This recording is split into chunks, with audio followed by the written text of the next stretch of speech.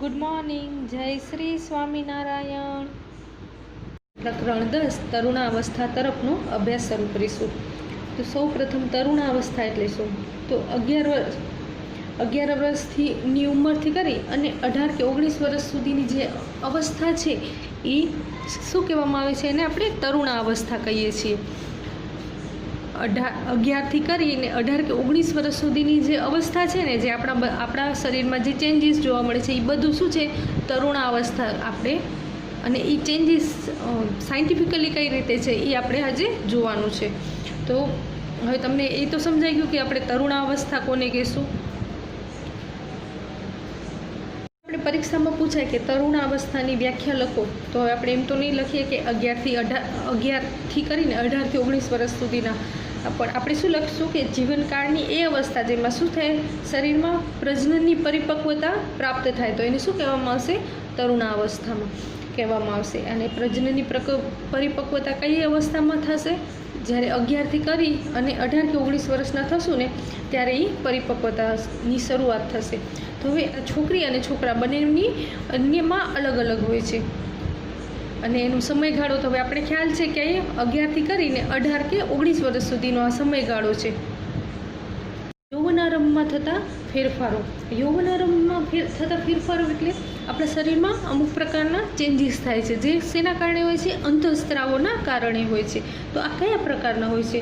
તો ઊંચાઈ આપણી એકાએક વધવા માંડે છે. 11થી કરી અને 18-19 વર્ષ સુધી શું થાય છે?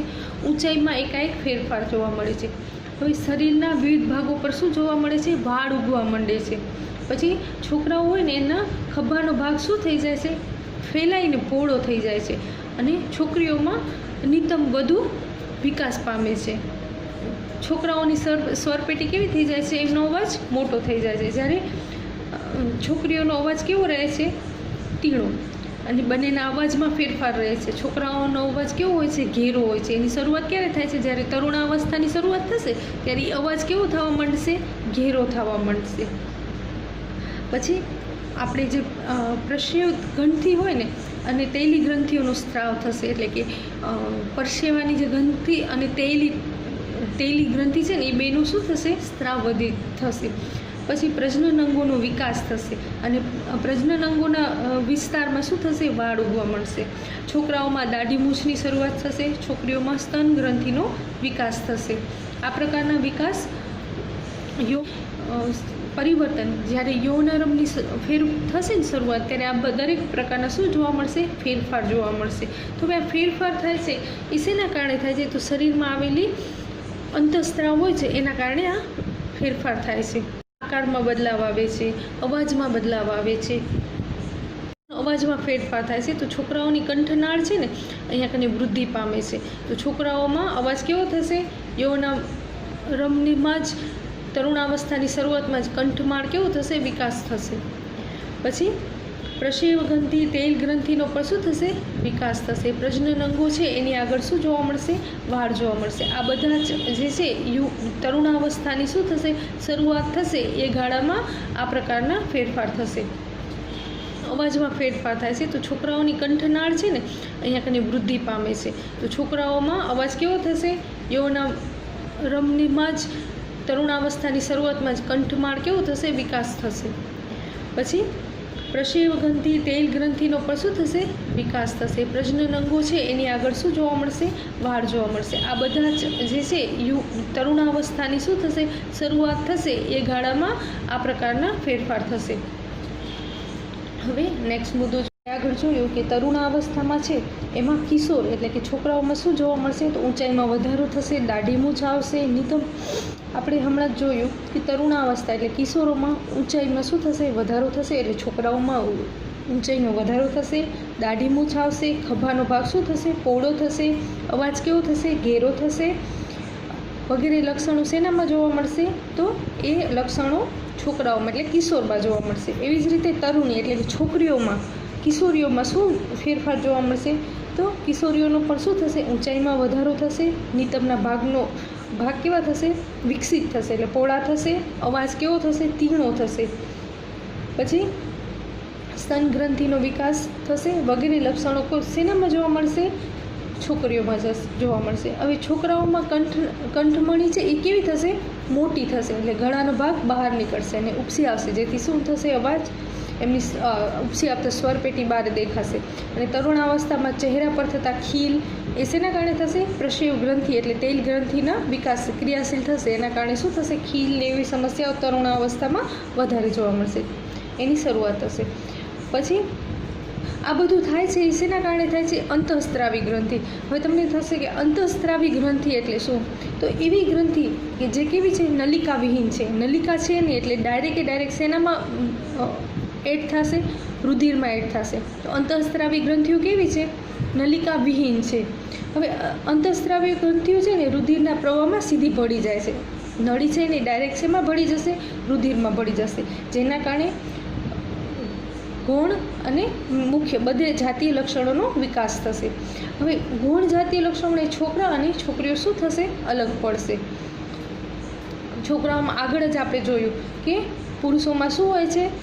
પ્રજનન અંગોમાં તો શુક્રપિંડ જ આપણે જોયું હતું કે નર જાતીય પ્રજનન અંગો કયા છે અને માદા જાતીય પ્રજનન અંગો કયા છે. તો હવે જે નર જાતીય પ્રજનન અંગો છે શુક્રપિંડ, એમાંથી શેનો? નર જાતીય અંતઃસ્રાવનો ઉત્પન્ન થશે. જે છોકરા છે એટલે એના નર જાતીય, એમાં શુક્રપિંડમાંથી નર જાતીય અંતઃસ્રાવ ઉત્પન્ન થશે અને એનું નામ શું છે? તો ટેસ્ટોસ્ટેરોન. શું નામ છે? ટેસ્ટોસ્ટેરોન. આ ટેસ્ટોસ્ટેરોન છે એ શેનામાં ઉત્પન્ન થશે? તો પુરુષોમાં. અને સ્ત્રીઓમાં શેનો કયો અંતઃસ્રાવ ઉત્પન્ન થશે? તો સ્ત્રીઓમાં બે જાતના અંતઃસ્રાવ ઉત્પન્ન થાય છે. એક તો છે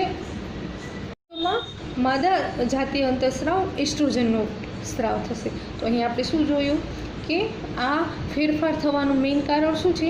કે અંતઃસ્રાવ સક્રિય થાય છે આ એજમાં અને સીધા રુધિરમાં ભળે છે. એના કારણે પુરુષોમાં શુક્રપિંડમાંથી નર જાતીય અંતઃસ્રાવ ટેસ્ટોસ્ટેરોન અને સ્ત્રીઓમાં માદા જાતીય અંતઃસ્રાવ એસ્ટ્રોજનનો શું થશે? સ્રાવ થાય છે, જેના કારણે જાતીય લક્ષણોનો વિકાસ પામે છે. આપણે ખ્યાલ છે કે આ અવસ્થામાં શેનો વિકાસ થાય છે? પ્રજનન અંગોનો વિકાસ થાય છે. હવે આ તરુણાવસ્થામાં છોકરીઓમાં 13 થી 14 વર્ષની ઉંમરના દરે લગભગ 28 થી 30 દિવસના અંતરે પ્રજનનમાંથી રક્તસ્રાવ થાય છે, જેને ઋતુસ્રાવ કહેવામાં આવે છે, જે રજોદર્શન તરીકે ઓળખાય છે. અને આ તરુણાવસ્થાની શું છે? શરૂઆત છે. હવે આ જે થાય છે એનામાં શું આગળ જ આપણે ચેપ્ટરમાં જોયું હતું કે અંડપિંડ બે સાઈડ હોય છે અને ત્યારે પણ આપણે જોયું હતું કે ક્યારે ગર્ભધારણ કરે છે? જ્યારે જે શુક્રકોષ અને માદાકોષ બંને ભેગા થાય છે ત્યારે, અને નથી થતા તો જે એના માટેની જે કોથળી તૈયાર થઈ હોય છે એ શું થાય છે? તૂટે છે, જેના કારણે આ રક્તસ્રાવ થાય છે. હવે અને ગર્ભધારણ કરે છે. હવે આ હમણાં જ આપણે જોયું તો આ જો શુક્રકોષ કેવા પ્રકારના હશે? આ પ્રકારના હશે. હવે શુક્રકોષમાંથી વાય આવશે અને સ્ત્રીના અંડકોષમાં શું હશે? એક્સ હશે. ત્યારે શેનો જન્મ થશે?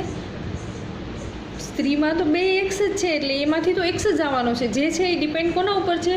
કે પુરુષમાં એક્સ અને વાયમાંથી કયું શુક્રકોષ આવે છે. જો એક્સ આવશે, રંગસૂત્રની 23મી જોડમાંથી એક્સ આવશે તો એ શું નિર્ધારણ કરશે?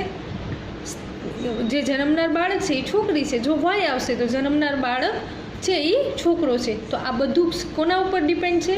જે નર એટલે કે શુક્રકોષમાંથી જે એક્સ વાયમાંથી જે આવે છે એના ઉપરથી નિશ્ચય થાય છે કે જન્મનાર બાળક છે એ શું છે? કે છોકરી છે કે છોકરો જન્મશે. હવે એના પછીનો આપણો મુદ્દો છે લિંગી અંતઃસ્રાવો. તો અંતઃસ્રાવ આગળ જ આપણે જોયા. સ્રાવ એટલે કે જે ડાયરેક્ટ શેમાં એડ થતા હોય? રુધિરમાં એડ થતા હોય, તો એને આપણે શું કહીશું? અંતઃસ્રાવો. તો હવે અંતઃસ્રાવો છે એ કયા છે? શું છે? તો હવે અંતઃસ્રાવ છે સીધા રુધિરમાં ભળી જાય. હવે શું આપણે આગળ એક તો જોઈ લીધું છે, શુક્રપિંડમાં નરજાતીય અંતઃસ્રાવ કયું છે? ટેસ્ટોસ્ટેરોન. અને માદામાં એસ્ટ્રોજન. હવે આ જાતીય અંતઃસ્રાવ છે ને એ ગૌણ જાતીય લક્ષણોનો વિકાસ કરે છે, એ આપણે ખ્યાલ છે. અને હમણાં જ આપણે બીજું આપણે જોયું, મનુષ્યના દૈહિક કોષમાં કેટલી જોડ છે? 23 જોડ રંગસૂત્રોની હોય છે. આ જે છે એ સ્ત્રીઓમાં 23મી જોડમાં બે રંગસૂત્ર કયા હશે? XX હશે. જ્યારે પુરુષમાં 23મી જોડના કયા હશે? XY હશે. જો 23મી જોડનો રંગસૂત્ર શું કરશે? લિંગ નિશ્ચય કરશે, જે લિંગી રંગસૂત્ર છે. હવે મનુષ્યના ફલન સમયે જો વિકસતા ગર્ભની જાતીય નક્કી થાય, ક્યારે થાય? જ્યારે જ્યારે અવતનાર શિશુની જાતિનું નિર્માણ તેના શેના ઉપર ડિપેન્ડ છે? એના પિતાના ઉપર છે. જો ફલનના ભાગરૂપે શુક્રકોષનું લિંગી રંગસૂત્ર જવાબદાર છે. હમણાં જ આપણે જોયું. હવે આના પછીનો મુદ્દો હવે આપણે જોશું લિંગી અંતઃસ્ત્રાવ. તો મનુષ્યના શરીરમાં અલગ અલગ અંતઃસ્રાવી ગ્રંથિઓ આવેલી છે, જેમાં પિચ્યુટરી ગ્રંથિ, થાઇરોઇડ ગ્રંથિ, સ્વાદુપિંડ ગ્રંથિ, એડ્રેનાલ ગ્રંથિ, જનનપિંડમાં શુક્રકોષ અને અંડપિંડ બેનો સમાવેશ થશે અને અંતઃસ્રાવી ગ્રંથિઓ આવેલી છે. હવે આ અંતઃસ્રાવના પ્રમાણમાં અસંતુલિત કે ઉણપ થાય ને તો વિવિધ જાતના શું થશે? રોગ થશે. અંતઃસ્રાવ થોડા પણ વધુ ઓછા થાય શરીરમાં તો શું થશે? રોગ થશે. તમે થાઇરોઇડ સાંભળ્યું છે ને? તો એ થાઇરોક્સિન નામનું અંતઃસ્રાવ શું થશે? પ્રોપર નહીં અંતઃસ્રાવ નહીં કામ કરે ત્યારે થાઇરોઇડ નામનો રોગ થશે. એ જ રીતે આપણે અંતઃસ્રાવનું પ્રમાણ અસંતુલિત થવાથી બીજું ઇન્સ્યુલિન છે. આપણા સ્વાદુપિંડમાંથી શેનો સ્ત્રાવ થાય છે? ઇન્સ્યુલિનનો સ્ત્રાવ થાય છે. જો ઇન્સ્યુલિન પ્રમાણમાં નહીં એવો થાય તો શું થશે? આપણે ડાયાબિટીસ થવાની શક્યતા વધી જશે.